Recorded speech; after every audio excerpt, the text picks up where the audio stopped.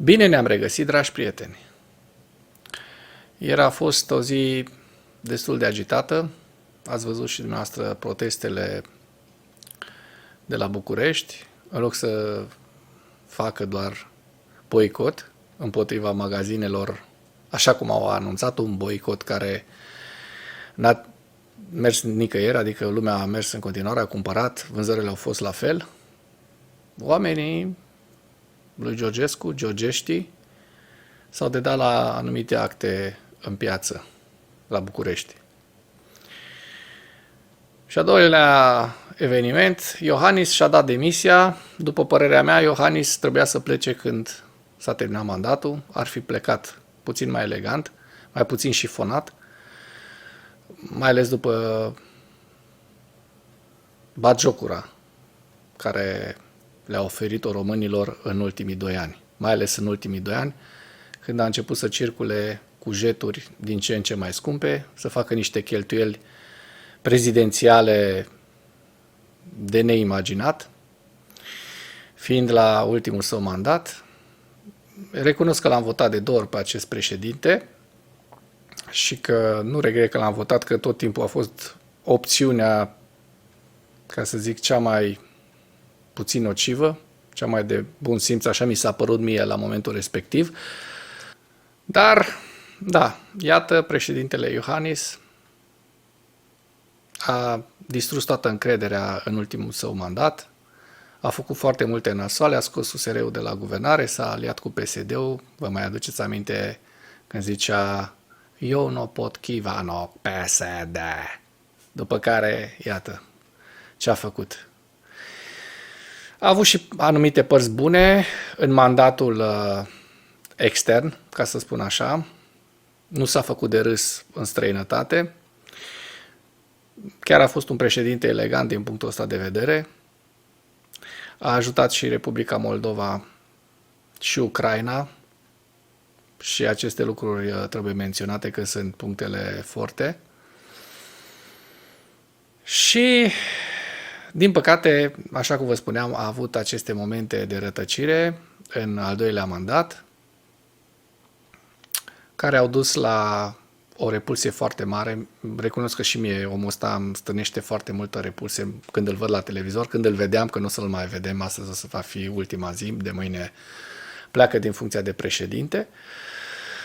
Și sper ca domnul Bolojan, care preia mandatul de președinte, să ne facă dezvăluirile de care avem atâta nevoie, dezvăluirile de la alegerile prezidențiale care s-au anulat de anul trecut, din toamnă-iarnă, și să vedem și noi care sunt dușmanii României, știm, dar vrem să-i cunoaștem cu subiect și predicat, pe nume. Subiectele principale ale analizei noastre de astăzi sunt: Universitatea Harvard plasează România pe locul 20 în topul celei mai complexe economii din lume. Congresul american propune restabilirea mecanismului de împrumut-închiriere Land-Lease pentru Ucraina. Rușii își doresc cu disperare Pokrovskul. Forțele armate ale Ucrainei relatează că trupele rusești încearcă să ocolească Pokrovsk dinspre vest. Dronele ucrainene au atacat rafinăria de petrol Saratov din Rusia. România, iată, dragi prieteni, este a 20-a cea mai complexă economie din lume în cel mai recent indice de complexitate economică, care subliniază ce și cum produce o țară. Universitatea Harvard folosește indicele pentru a evalua 145 de țări și pentru a măsura dezvoltarea lor, dar și sofisticarea exporturilor lor. În fruntea clasamentului se află Japonia, Coreea de Sud și Elveția. Economia României a urcat 9 locuri într-un deceniu, demonstrând o creștere substanțială. Această îmbunătățire se datorează diversificării exporturilor. Economia României este cea mai complexă, mult mai complexă din sud-estul Europei, este cea mai complexă din sud-estul Europei și mult mai complexă decât ne-am așteptat noi, având în vedere nivelul său de dezvoltare PIB per capita, au notat analiștii de la Harvard. Studiul evidențiază că creșterea exporturilor României a depășit economia generală, făcând din exporturi un pilon din ce în ce mai crucial. Iată aviz amatorilor care spun că România nu mai produce nimic. România exportă o gamă diversă de bunuri și servicii, inclusiv mașini, îmbrăcăminte, produse energetice și materii prime agricole. Economistul șef al BERD, Beata Iavrocic, prezentă la București pe 5 februarie 2025 pentru a discuta despre raportul de tranziție 2024-2025 pentru România, a menționat de asemenea că România nu se numără printre țările cele mai vulnerabile la șocuri, deoarece are o economie mult mai diversificată decât Slovacia, de exemplu, care se bazează foarte mult pe sectorul auto. Cu toate acestea, în ultimii 15 ani, sectorul auto s-a extins semnificativ și mai recent electronicele, electrocasnicele și IT-ul au câștigat teren în România. În timp ce economia României a devenit mai complexă, viitorul rămâne totuși incert. De ce rămâne incert viitorul pentru România? Păi, iată, avem o turmă de berbeci, o mare turmă de berbeci, care s-ar putea să fie majoritară în luna mai, o populime și o serie de evenimente politice, politrucime, le-aș spune, care, iată, distrugă viitorul României. Ziua 1084 a războiului din Ucraina.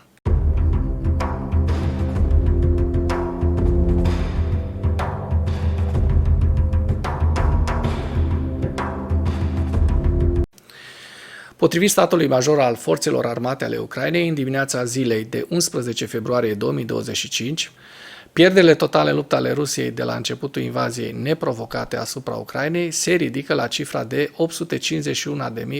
851.880 de militari. În ultimele 24 de ore, Rusia a înregistrat pierderi semnificative pe frontul din Ucraina, între care 1390 de militari, 13 tancuri, 31 de vehicule blindate de luptă, 44 de piese de artilerie, 2 lansatoare de rachete și un sistem de apărare antiaeriană. Dacă până în acest moment ai găsit informații utile în material, contribuie cu un like și cu o distribuire a acestui videoclip pentru a ajunge la cât mai multă lume. Membrul republican al Camerei Reprezentanților Statelor Unite, Joe Wilson, a anunțat că inițiază un proiect de lege pentru a-i acorda lui Donald Trump autoritatea de a furniza arme Ucrainei prin Lend-Lease. Wilson a spus că va introduce Freedom First Lend-Lease Act în Congress, care îi va oferi lui Trump autoritatea flexibilă de a trimite arme de victorie partenerilor americani, inclusiv Ucrainei. Acest lucru va ajuta la reținerea criminalului de război Putin, așa cum ar fi trebuit să facă Biden cu mult timp în urmă, spune acesta, care este convins că, forțați de circumstanțe, Rusia va trebui să vină la masa negocierilor cu ajutorul forței americane. Mecanismul Lend-Lease pentru Ucraina a fost aprobat în luna mai 2022 și i-a dat președintelui SUA autoritatea de a trimite arme cu condiția ca valoarea acestora să fie returnată ulterior. Rușii își doresc cu disperare Pokrovskul. Direcția Pokrovsk rămâne cea mai activă de pe frontul de est, rușii încercând să ocolească orașul dinspre vest. Purtătorul de cuvânt al grupului operațional strategic de trupe Hortizia, Victor Tregubov, spune că întotdeauna cel mai tare lucru de pe frontul de est este în direcția Pokrovsk. Rămâne cel mai activ, numai astăzi au fost 33 de atacuri acolo. Principala ambiție a rușilor acum este să ocolească orașul Pokrovsk, să-l ocolească dinspre vest. Acesta este obiectivul lor principal. Potrivit purtătorului de cuvânt în direcția Pokrovsk, trupele rusești încearcă să se agațe de mici așezări și să avanseze. În regiunea Saratov din Rusia, în dimineața zilei de 11 februarie, dronele ucrainene au lovit rafinăria de petrol din Saratov. Sunt semnalate pagube și incendii. Sursa guvernatorul regiunii Saratov, Roman Busagin, pe canalele rusești de Telegram, Șeful Centrului pentru combaterea dezinformării din cadrul Consiliului Național de Securitate și Apărare al Ucrainei, Andrii Kovalenko. Busargin susține, așa cum o fac întotdeauna autoritățile ruse, că dronele ucrainene au fost eliminate de către forțele ruse de apărare aeriană, dar resturile au căzut și deasupra clădirilor, cauzând daune instalații industriale. Cu toate acestea, fotografiile și videoclipurile postate pe rețelele de socializare arată un incendiu mare la rafinăria de petrol. În ceea ce urmează, vă prezint un slide cu evoluția de ieri a celor mai importante fronturi din Ucraina și cu principalele știri din presa ucraineană. Hărțile sunt creația Institutului pentru Studiul Războiului.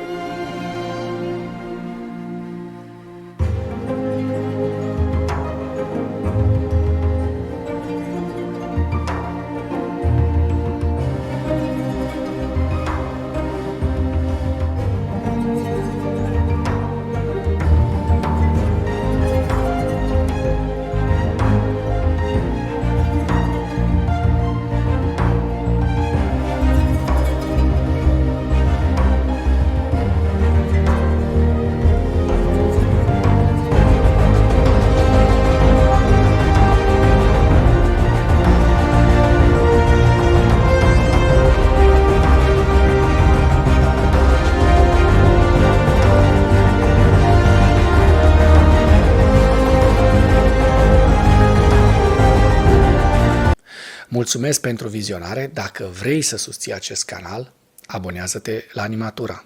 Apreciez mult asta.